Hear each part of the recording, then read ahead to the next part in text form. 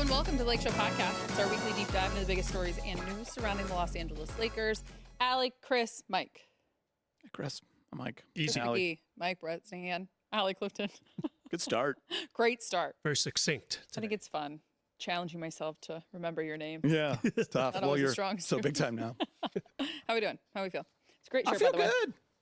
Time's ticking. Oh my gosh. Clock is we're deep in the fourth quarter of our off season right now. Like we're in the 2-minute drill. We are heading into the season quickly.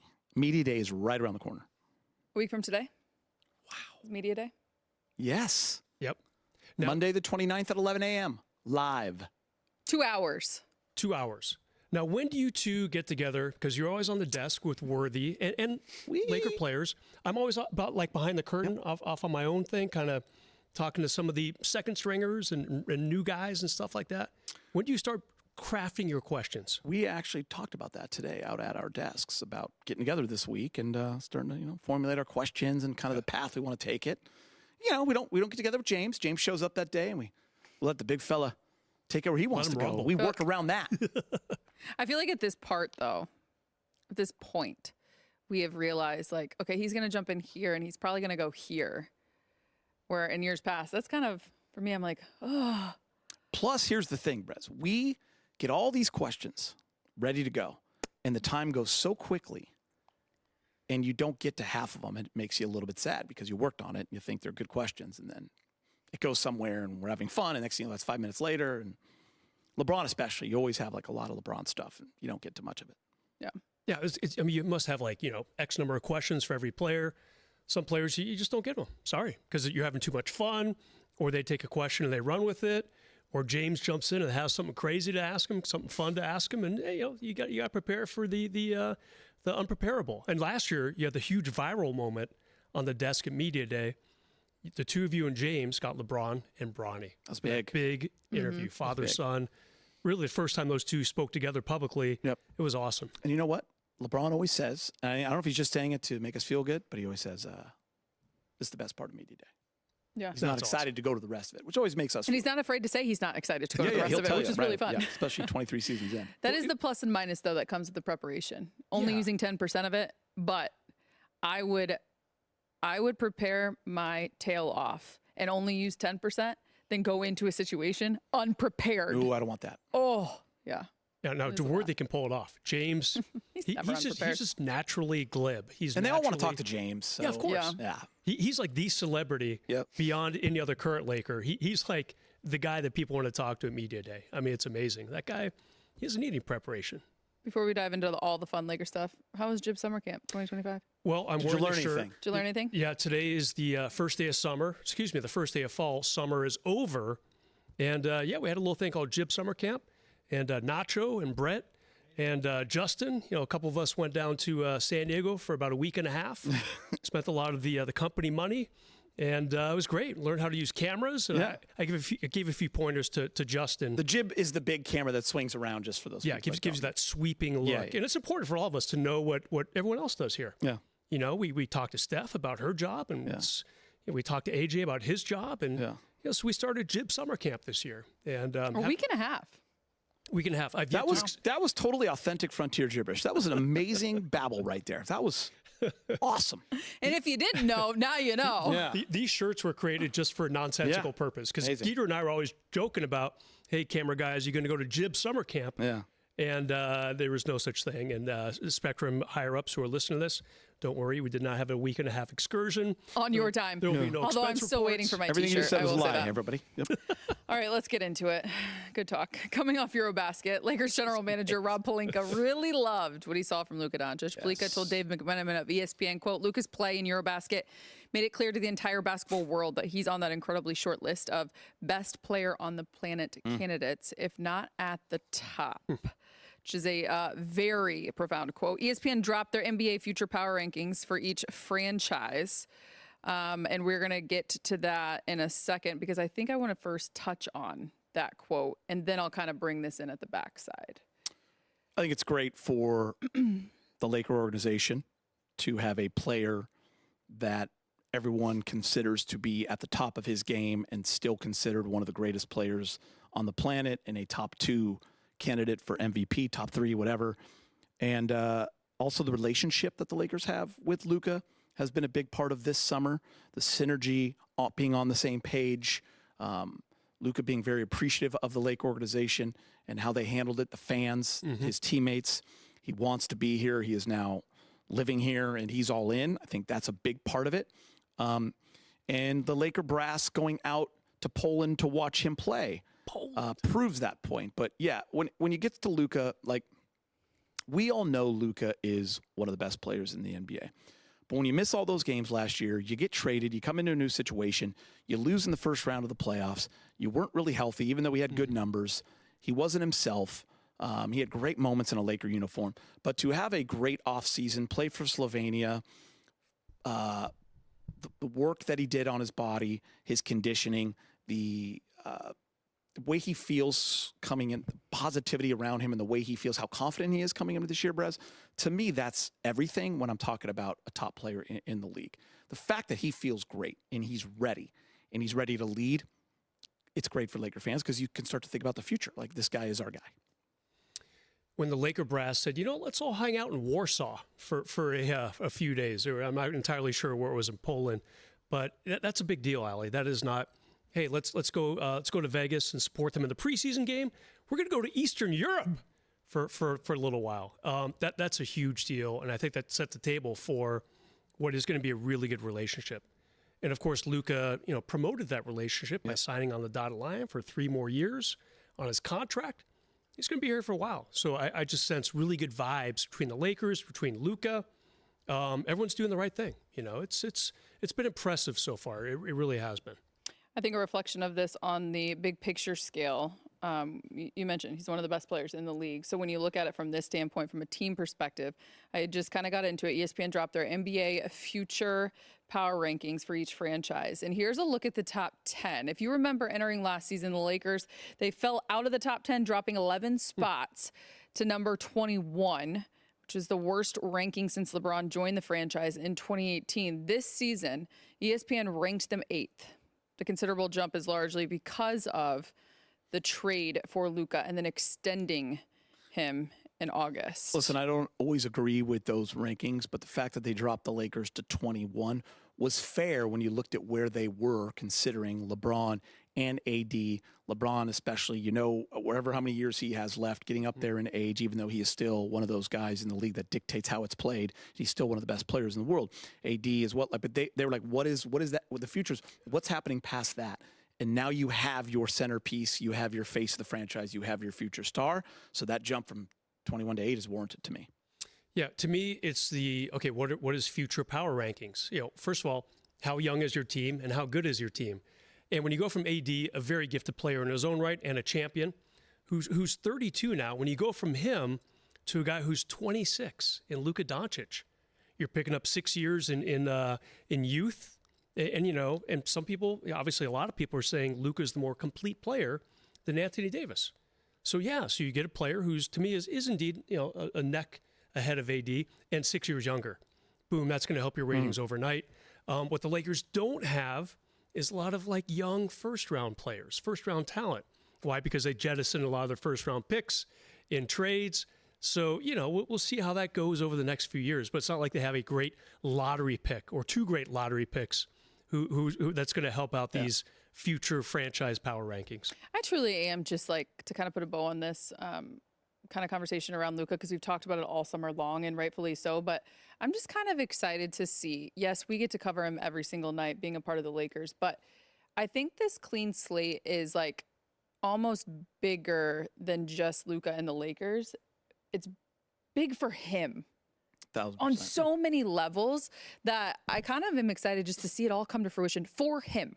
Listen, you've moved from where you grew up. I've lived here my whole life. I don't ever want to leave home. Yep. If I was to move because I had to or I was forced to, I don't know how I would feel, right? But we've seen it in life so many times where someone makes a move in their life, whether it's in their careers, which I've done that before, whether it's location, and it's this whole, you're rejuvenated. It's refreshing. It could be the second part of your life. The journey continues, all that stuff. So in sports, it's the same exact thing. I mean, a fresh look a fresh start without whatever you want to call it, memories and baggage, all the stuff that come with it. It could be great memories, but a fresh start is so valuable, and it's rare that you get it in your prime.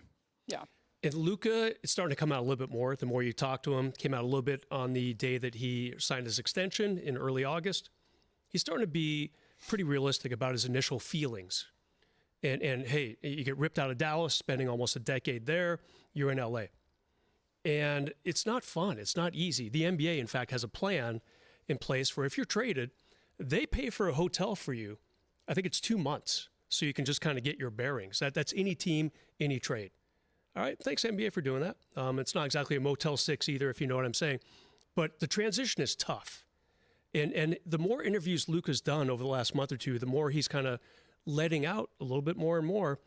Yeah, I was shocked. I was stunned. Like I felt like a fish out of water. You're not at your house anymore? Yeah, 100%. Family, whatever's around you. And Geet, we've talked a lot about Luka coming off the injury. He hadn't played in a couple months by the time he did come and play for the Lakers. And now you're starting to hear a little bit from him about the mental side of it. We didn't get the complete Luka physical guy because he missed a third of the season, or more than a third of the season. And he's starting to kind of leave little clues. We might not have received, that's a little better grammar, the full Luka mental Luka, because he was so, what is happening? A lot of things coming at me so quickly. So I'm eager to see him, A, physical peak, and B, mental peak. He looks and sounds a lot more settled in now. Good stuff. Good insight there. Transitioning, guys, to a running mate of his. Reeves is set to enter his 5th season with the potential to hit unrestricted free agency for the first time next summer. Our friend and former Laker Robert Horry believes the Lakers should trade Austin Reaves. Listen in.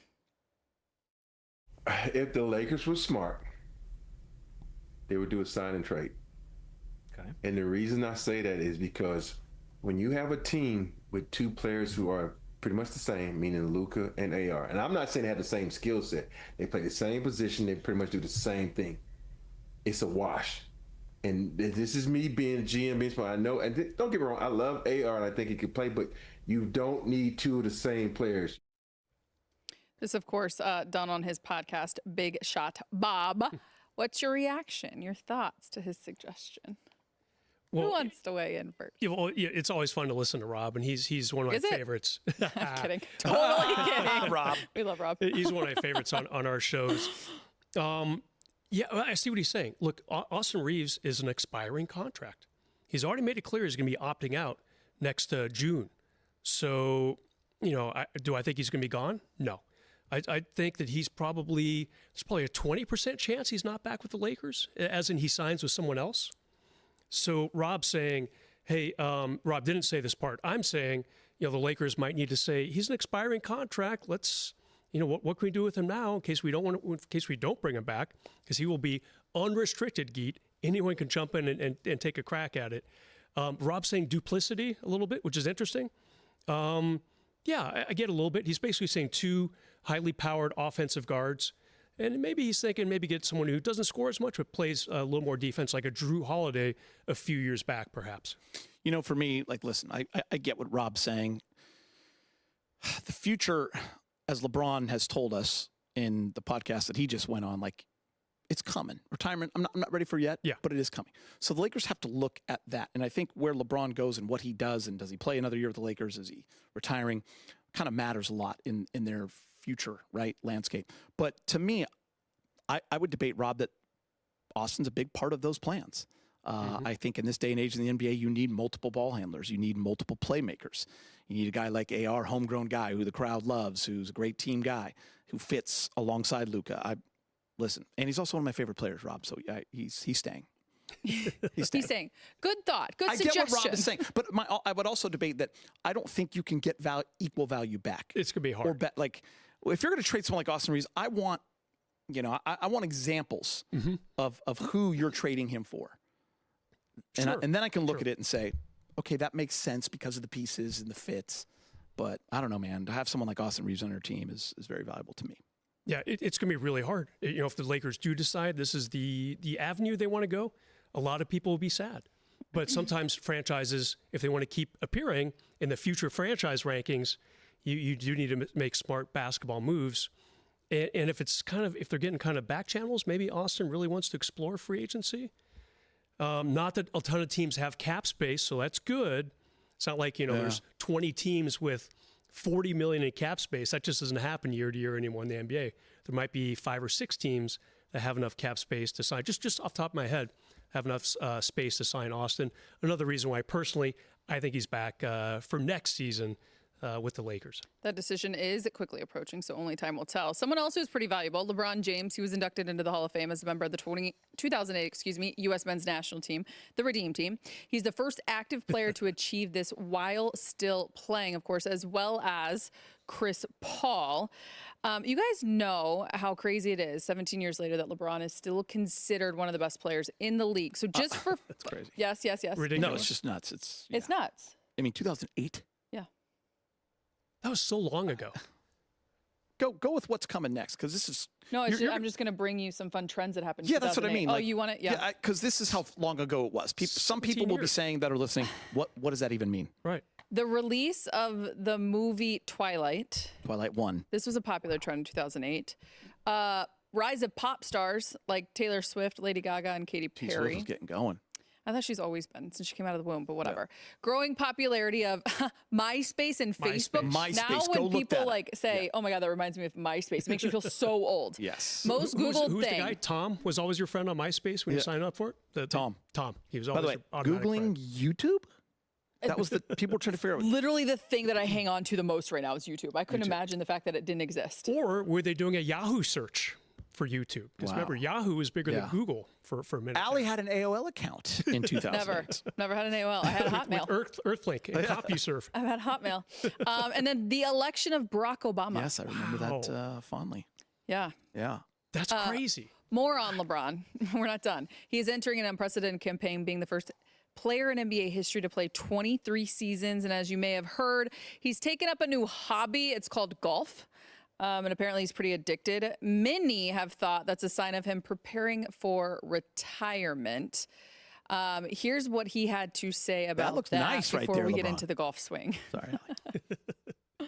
I'm not hinting at anything. I mean, obviously, I know I'm on the other side of that hump. The hump, for sure. They're like, come on now. Like, I'm not going to play another 23 years. That's for damn sure. And I'm not about to play another 10. So I'm definitely gearing up to where the end is. I'm not there yet, but I'm super blessed to be able to, sit here. Like I said, you said year 23, another signature shoe.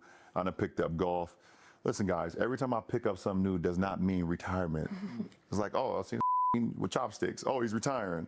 Oh, I've seen he wear a T-shirt that's too big. Oh, retirement. Oh, he picked up golf, retirement. It's like, it's just something I want to do. It's just a little hobby. Just a little hobby. Competitive juices. And it's something that is tough to play. And it is very addicting because we can see yourself getting a little bit better. You make that great shot once around, it brings you back. And by the way, his swing, it has gotten a lot better. And I can't wait for James to break it down on Media Day. Maybe he took some tips from his son, because Bronny's swing? Bronny's swing is buttery. Legit. And I want to bring that up to LeBron, like, yo, man. What's going on? I know you're the greatest basketball player, but Bronny's number one in the family in golf. Sorry. But LeBron's getting better. I could tell. I haven't been invited to play with him yet. But I could tell by those swings right there, because I watched the early and I watched that. Yeah, and I'm sorry, but are people actually reading into this saying, "Oh, he's going to retire because of golf"? I mean, man, 100%. They've been doing that for 7 years. I wore a LeBron jersey from 2006. I remember this on July 4th this year, and I was a part of a trend on Twitter that he was returning to Cleveland because he seconded it. He seconded it. He said something like, she's got the answer. He likes that her and her brother wore Cavs jersey for Jersey Day on July 4th, a theme that I created. By the way, the Cavs are my hometown team. She's from there. Yeah. No, that doesn't mean he's retiring. Oh, man. Not to mention, I'm not going to know before anyone. So, no. Keep going. By the way, if you actually look up, Savannah had a really good swing, so maybe Bronny gets a swing from his mama. And we're going to talk about that on Media Day. Lakeshow fans, we got to go to break. Remember, you can be part of the show each week. Feel free to send us your questions and comments. We'd love to hear from you. We're taking a quick break. What if you identified LeBron as a sci-fi thriller when he stepped on the court? We're breaking down which movie genre fits each Laker. Might get wild. That's next. Child's Play. Welcome back to the Lakeshow podcast. If you're enjoying the show, you can check out more original podcasts from our Spectrum News journalists and the Spectrum News app. Just head to the podcast section to listen to the latest episodes. You can download the Spectrum News app on the App Store or Google Play. All right, this is fun. Time for If the Lakers Were series. This category for this episode is movie genres. Love if you've been it. following along at all, you realize that why would I be given this? Because I'm the host and I don't have to comment on it. If the Lakers were movie genres, who would each one be? Let's start with Wilt Chamberlain. I'm going to go, Brez, with rom-com, short for romance comedy. I knew Wilt later in his days. He would sit and play cards while we were all playing beach volleyball in my 20s. He showed up to one of my best friend's 21st birthday party. He was funny. He was engaging. And Wilt loved the ladies. And the ladies loved Wilt. Rom-com. It's tough to match that. I'm going to go with martial arts because he was a huge martial arts fan.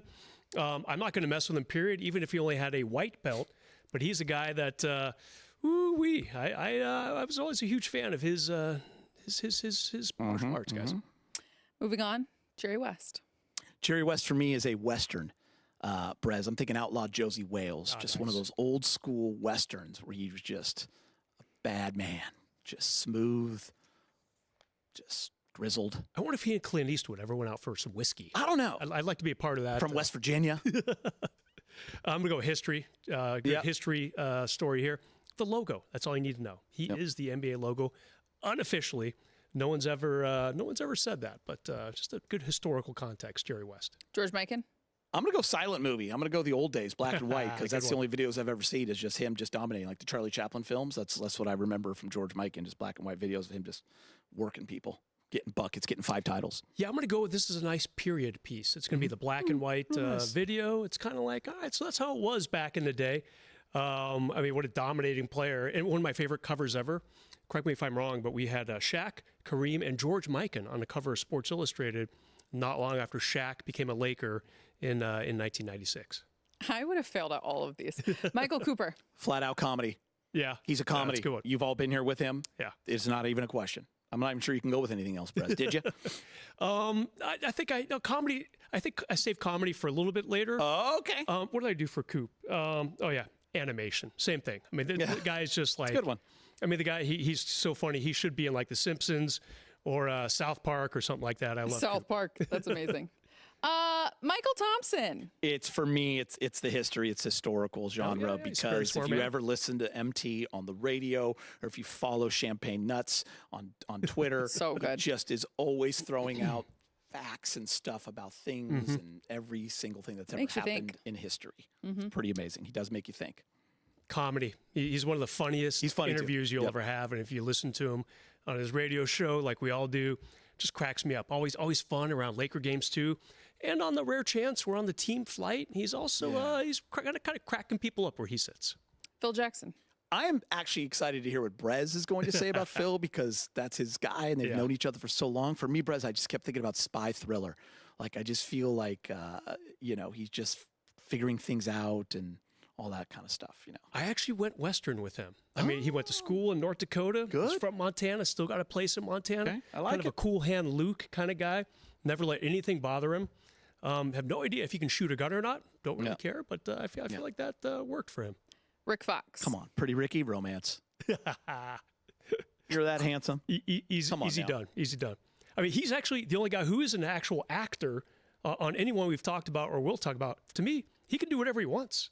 I mean, he is an actor and an athlete. Sometimes an actor, a little bit more than an athlete based on what he's done since his career was over. Andrew Bynum. I went fantasy because I just don't know what's real and what's not. I loved him as a player, but it was always tough to figure out sometimes. Yeah. I think I did that too. I mean, he's one of my favorite players ever. His nickname was Socks. Yeah. Why Socks, Allie? Because he wore his socks in the shower. Yeah. After games, and players are like, "Why are you wearing Athlete's socks?" foot? What's that? We got to go fast now. Kobe Bryant. Epic. Because when there's an epic genre is like when the biggest movies ever come out. That's Kobe. Okay. Budget, everything. Yeah. For me, it's drama.